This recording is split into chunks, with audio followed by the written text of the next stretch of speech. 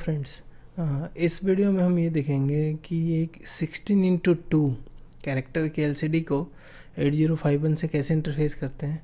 Actually जब हम कभी डिस्प्ले इंटरफेसिंग की बात करते हैं किसी माइक्रो कंट्रोलर से, तो फर्स्ट स्टेप होता है कि सबसे पहले हम एलसीडी 7 सेगमेंट इंटरफेस करते हैं और उसके बाद 7 सेगमेंट के इंटरफेस का वीडियो में हम 7 सेगमेंट इंटरफेस को देख चुके हैं। अब हम 16x2 कैरेक्टर एलसीडी को देखेंगे कि उसको कैसे इंटरफेस करते हैं। लेकिन 16x2 कैरेक्टर के एलसीडी को यूज करने के लिए ना सबसे पहले हमें उसकी डेटा शीट को देखना पड़ेगा। और डेटा शीट एक बहुत ही इम्पॉर्टेंट टॉपिक है इसमें, जो कि आप कोई भी माइक्रो कंट्रोलर यूज करो, आपको सबसे पहले तो किसी भी सेंसर का या माइक्रो कंट्रोलर का डेटा शीट पढ़ने आना चाहिए। तो कैसे पढ़ते हैं उसका कुछ बेसिक टूल है। जैसे सबसे पहले कि आपको उसकी पिन कॉन्फ़िगरेशन पता होना चाहिए, उसका मेमोरी मैनेजमेंट पता होना चाहिए और कौन कौन से इंपॉर्टेंट रजिस्टर्स हैं पर्टिकुलर उस सेंसर के या पर्टिकुलर उस माइक्रो कंट्रोलर को जिसको आपको यूज करना है, और उनके कौन कौन से के रजिस्टर्स या फ्लैग्स हैं जिनको आपको सेट करना मैंडेटरी है उसको किसी भी मोड ऑफ ऑपरेशन में यूज करने के लिए।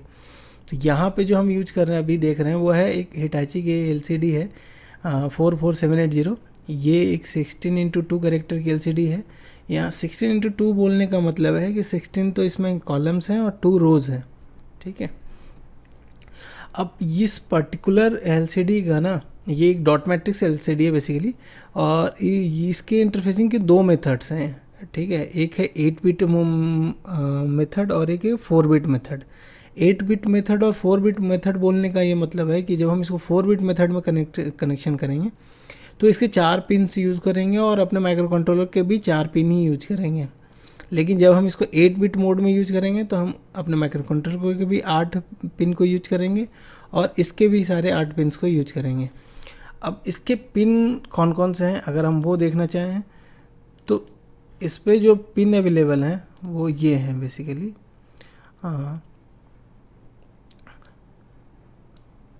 और ये हैं ground, VCC, VEE, V contrast के लिए है, और ये पिन है RS जिसका नाम है रजिस्टर सेलेक्ट। ये बहुत ही इम्पोर्टेंट पिन है।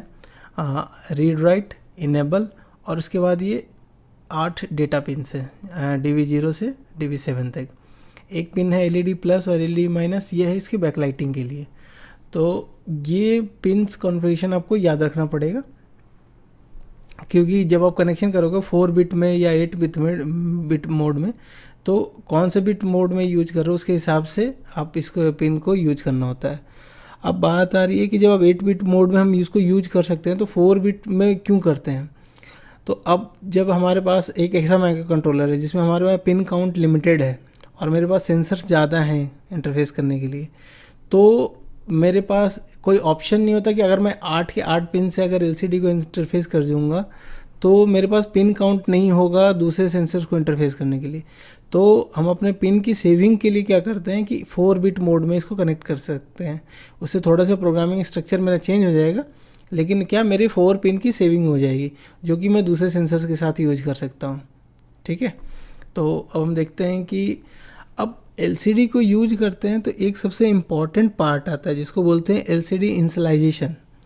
बेसिकली एलसीडी इनिशियलाइजेशन क्या है कि इससे हम ये देखते हैं कि एक एलसीडी को प्रॉपरली वर्क करने के लिए उसके कौन से कुछ बेसिक कमांड्स हैं। जब तक आप उनको प्रोवाइड नहीं कराओगे, एलसीडी जब भी रीसेट होके स्टार्ट होगा, मतलब वो जब पहली बार बूट करता है या स्टार्ट होता है, उसके बाद वो कुछ पर्टिकुलर कमांड्स हैं, जब तक वो पर्टिकुलर कमांड्स नहीं हो आएंगे उसके पास, तो जो भी प्रोसेसर लगा हुआ है उस एलसीडी में, जो भी ग्राफिक कंट्रोलर लगा हुआ है, उसको नहीं पता होगा कि उसको क्या डिस्प्ले करना और कैसे डिस्प्ले करना है, ठीक है, और उसको कैसे इनपुट मिलने वाला है, ठीक है। तो इन चीज़ों को हम इनिशियलाइजेशन से सॉल्व करते हैं कि इनिशियलाइज जब हम करते हैं तो उससे पता चल जाता है कि बेसिकली ये एलसीडी को वर्क कैसे करना है। अब 4 बिट जो मेथड वो इंटरफेसिंग है उसका इनिशियलाइजेशन मेथड अलग होगा और 8 बिट का अलग होगा। 4 बिट में 2 निबल्स में डेटा अलग अलग बारी बारी से भेजते हैं, 8 बिट में डेटा एक साथ जा सकता है। लेकिन ये दोनों कैसे करेंगे, अब उसको हम मैं अलग से ना बता के मैं आपको डेटा शीट से ही ये चीज़ बता रहा हूँ इससे ये होगा कि आपको खुद से भी डेटा सीट पढ़ना बड़े आसानी से आ जाएगा। और हम आगे भी दूसरे में जब सेंसर देखेंगे तो हमको डेटा सीट पढ़ना आ जाएगा। अब यहाँ पे जो हमने ये एलसीडी यूज किया है उसका जो इंटरनल है रजिस्टर्स का आर्किटेक्चर वो इस तरीके का है। वो हम नहीं भी समझें तो भी हमारा काम चल सकता है, ठीक है, क्योंकि अभी हम जो देख रहे हैं बेसिकली इंटरफेस के लिए देख रहे हैं। और कुछ आपको जो भी डेटा भेजना है आप भेज सकते हो। जो मैं इंस्टॉलेशन बताऊंगा वो करने के बाद आप इसको जानना चाहते हो, डिटेल में पढ़ना चाहते हो तो आप पढ़ सकते हो, कोई इशू नहीं है। ये इसमें जो आईसी लगी हुई है उनकी डिटेल्स हैं, जो प्रोसेसर्स हैं इनके, ठीक है। अब हम आ जाते हैं अपने, ये पिन कनेक्शंस ही हैं बेसिकली इसके, ठीक है, लाइन 1 पे कनेक्टेड है। और इसको आगे हम लेके जाते हैं, जो इंस्टॉलेशन प्रोसेस है उस पर वो है पेज नंबर आपको 39 पे मिलेगा इसका। तो पेज नंबर, और ये वो कैरेक्टर हैं जो ये शो कर सकता है, ये आप ध्यान से देखना चाहें तो आप ये आपको पेज नंबर 17 पे मिल जाएगा। आप यहाँ पे लोअर 4 बिट्स में और अपर 4 बिट्स में कौन कौन सा डेटा भेजोगे तो कौन सा कैरेक्टर को प्रिंट करेगा ये, ठीक है। तो इससे आपको ये पता चल जाता है कि जब आप 4 बिट मोड में कनेक्शन करते हो तो आपको ये नंबर्स प्रिंट करने के लिए क्या प्रोसेस करना पड़ता है। लेकिन ये पार्ट अगर हम इंस्टॉलेशन प्रोसेस कर देते हैं तो ये पार्ट ये कैरेक्टर जो एलसीडी है वो खुद हैंडल कर लेगा। आप जो भी डिस्प्ले करोगे स्ट्रिंग के रूप में भेजोगे वो आपको प्रिंट कर देगा। ये आ गया मेरा 8 bit operation mode. 1 line display example for internal reset. इसमें क्या करना है हमें, जब सबसे पहले हम इनिशियलाइज करते हैं कोई डिस्प्ले नहीं है, फंक्शन सेट करते हैं। उसके बाद ये क्या करता है, अगर हम ये हमारी RS पिन को 0, RW पिन को 0 और DB7 पिन को 0, DB6 पिन को 0 और DB5 पिन को 1, 4 पिन को 1, यहाँ तक भेजते हैं। इन दोनों का कुछ भी नहीं सेट करना हमें, ठीक है। तो क्या होगा, 8 बिट ऑपरेशन मोड में सेलेक्ट हो जाएगा। Select line 1 display 5x8 dot character font number of display. ये जो मेथड इसने लिखा इस तरीके से ये फंक्शन सेट हो जाएगा। उसके बाद डिस्प्ले ऑन ऑफ कंट्रोल, वो उसके लिए ये पर्टिकुलर है, इन 3 बिट्स को आपको सेट करना है, बाकी को 0 रखना है, ठीक है। ये यहाँ पे आपको ये कर्सर दिखेगा, ठीक है। उसके बाद एंट्री मोड सेट करने के लिए आपको 2 बिट हाई करनी है, कौन सी, DB2 और DB1, ठीक है। उसके बाद जब आप CG रैम या DRAM को राइट डेटा मोड डेटा करते हैं तो उसके लिए आपको RS को 1 करना होता है उस समय। और DB7 जब हम C लाइब्रेरीज़ के लिखेंगे उसमें हम इसको और डिटेल से देख लेंगे कि कैसे करते हैं इसको। अभी बस हमें ये देख रहे हैं कौन से पिन को क्या सेट करना होता है, ताकि हम जब इसके C लाइब्रेरी देखेंगे तो हमें कन्फ्यूजन ना हो कि ये कर कैसा रहा है, ठीक है। अब राइट डेटा को CG रैम DRAM को यहाँ पे फिर से, अब इन दोनों के बीच में ना एक डिले होता है। वो डिले क्या होगा वो हम आगे देख लेंगे, ठीक है। अभी तो बस हम ये देख रहे हैं किस पिन को क्या मोड सेट करना है तो वो क्या डेटा ले जाएगा। जैसे मैं पहली बार से एंट्री मोड में गया, पहले मैंने इसको भेजा, H लिखा, H आ गया इसके पास, फिर हमने कर्सर को इंक्रीमेंट कराया और अगर नेक्स्ट टाइम स्टेप पे आया और फिर हमने I प्रिंट किया, फिर हम कर्सर को इंक्रीमेंट कराएंगे, फिर आगे नेक्स्ट कैरेक्टर प्रिंट करेंगे। ये एक प्रोसेस चलता रहेगा जब तक कि जो भी हमें पूरा एक स्ट्रिंग प्रिंट कराना है वो जब तक ना प्रिंट हो जाए, ठीक है।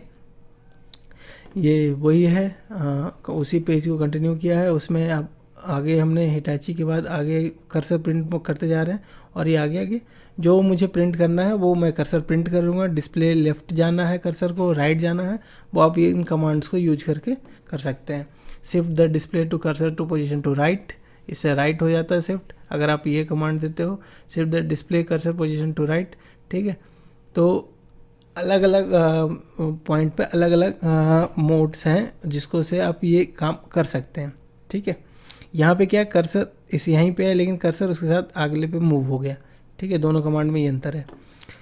अब 4 बिट मोड का क्या है, 4 बिट मोड में भी सेम यही ऑपरेशन है, बस यहाँ पे आप D4 से लेके RS इनेबल तक को यूज करते हैं, ठीक है।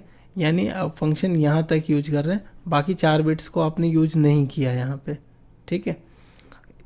इसमें भी सेम आपको वैसे ही रखना है, हर एक फंक्शन के साथ आपको वो मिल जाएगा कि किस पिन को हाई करना है, कितनी देर के लिए हाई करना है, ठीक है।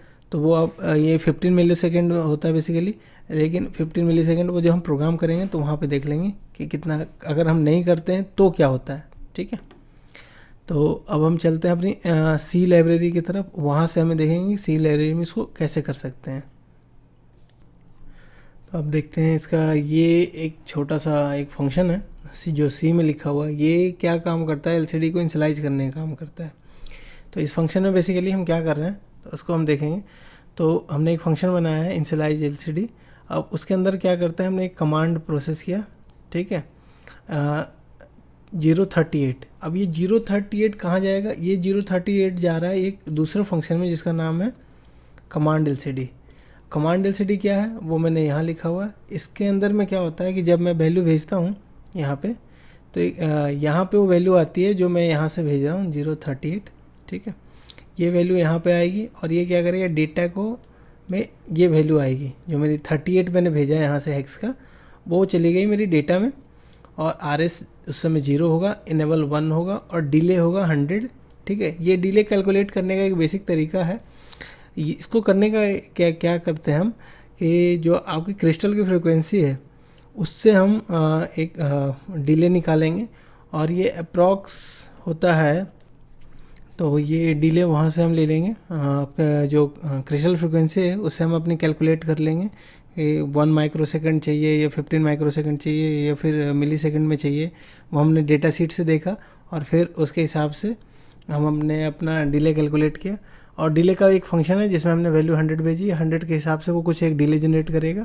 फिर हमने इनेबल को 0 किया और फिर एक डिले दिया।